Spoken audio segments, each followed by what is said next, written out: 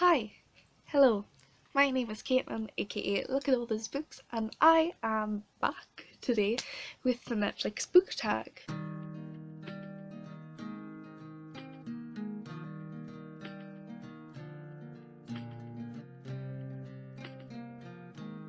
So before we get into it, just a little where have I been? I know that no one cares, I know that no one's been watching it.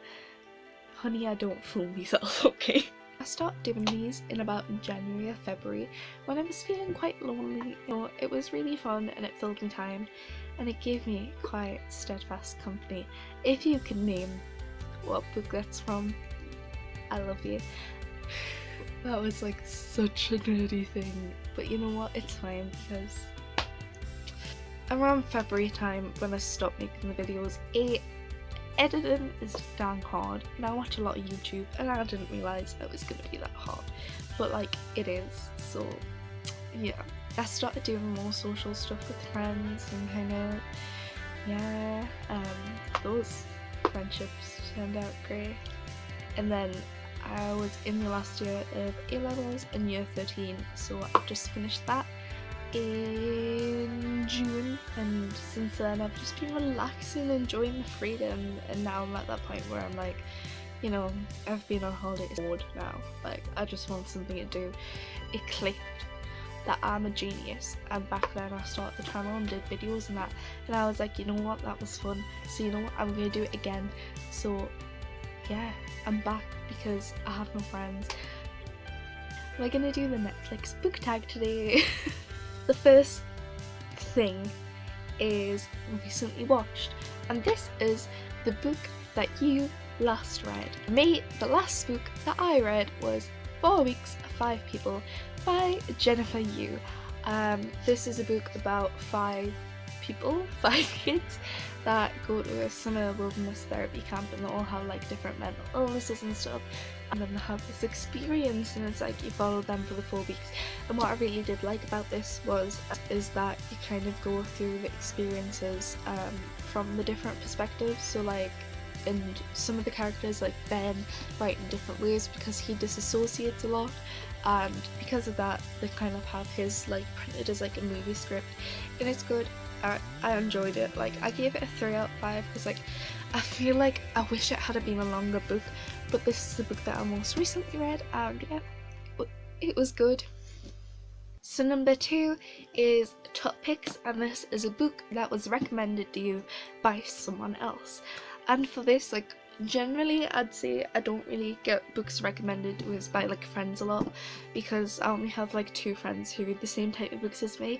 However, through Bookstagram I do get recommended a ton, but the only one I could come up with for this one was the Shadowhunter Chronicles by Cassandra Clare, and this was recommended to me by a friend when I was like 14, and she had also recommended it to 2 other friends, and so like all 4 of us were reading it at the same time, and it was like really fun. Now I think that kind of added to it, like having it recommended, because it's always nice when you have a friend who's read the same books as you, because then you can discuss it. And if you don't know what City of Bones and the Shadowhunter Chronicles is about by now, where have you been? Solid YA series, still read it to this day. So number 3 is recently added, and this is the last book that you bought. And the last book that I bought was Jane Eyre by Charlotte Bronte. Don't ask us what it's about, I don't know. Why did I buy it? Because I went to a cute bookshop and killed it, and I didn't want to come home empty-handed, and I saw this and I was like, oh my god, it's from like a cute little bookstore, and like I feel like they need the help. Like, I'm all for supporting independent bookshops, so I was like, you know what, I'm gonna buy this. I also bought Agatha Christie.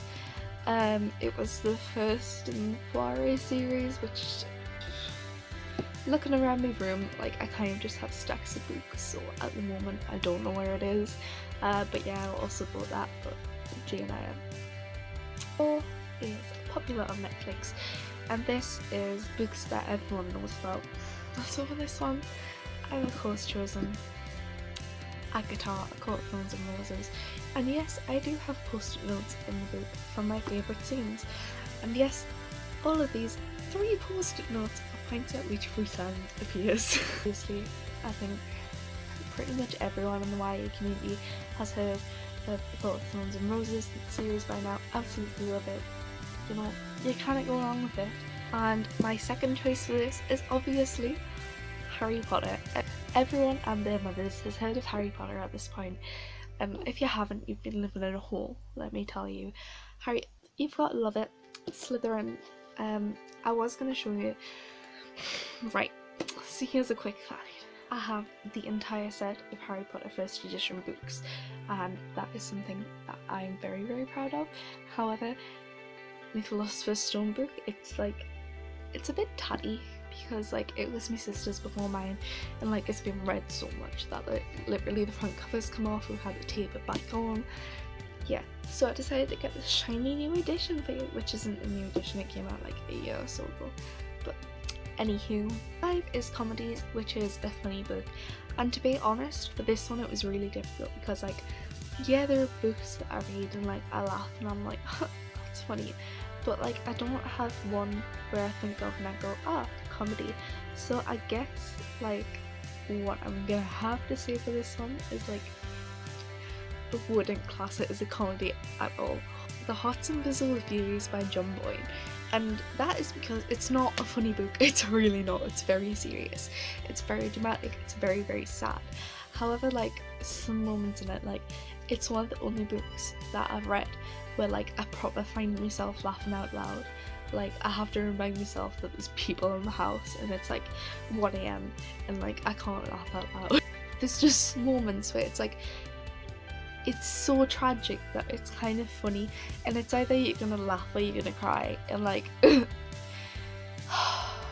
yeah, so to me that's a comedy. It's like a very dark humour. Where 6 is Dramas, and this is a character who's a drama king or a drama queen, and for this one I had to go with Rhysand from the Court of Thorns and Roses series, because you'll know, if you have ever read this, there is no one more dramatic. Like literally, how dramatic can you get? Like he literally showed up to take her away on her wedding day, and like he didn't even wait, like do it in the morning, like while she was getting ready and stuff. He literally showed up at the ceremony as she was about to say I do or I don't, and it's like, come on.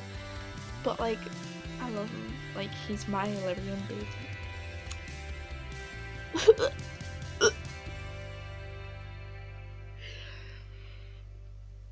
I hate myself. So number 7 is animated, and this is a book with cartoons on the front, and for this one I went with Eliza and Her Monsters by Francesca Zapier, and this has cartoon characters on the front because Eliza makes her own like comic, which I think is pretty cool. And yeah, watch it again, a book or series that you want to reread. Now for this one, there's so many options. Like I want to watch and reread and watch. I want to reread like every single book I've ever read because that sounds really fun. I actually am halfway through rereading the Harry Potter series. I'm on Order of the Phoenix, least favourite book in the series. That one stumped us.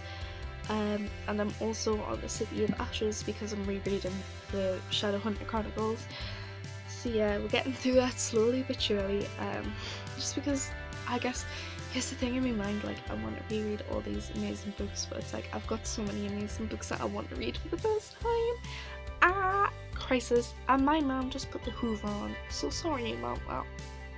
9 is documentaries, and this is a non-fiction book that you would recommend to everyone, and for this one I had to go with Reasons to Stay Alive by Matt Haig. I am so excited to read No Time Nervous Planet, which is his new book, and this one is all about his journey with depression, and oh my god, I loved it so much. It is so good, it is so informative, and I think really when you're going through like mental health struggles, it just helps to know that someone else has gone through it, and this is a definite read. And even if you've never gone through mental illness, like read it, it helps you understand other people so much more, and I genuinely think everyone should read to gather an understanding of what mental illness is and like how it affects people, and like, oh my god, read it. Read it. Hi, sorry, it is much later than I'm filming this vid, and this is because apparently my battery died and I had no idea at the time.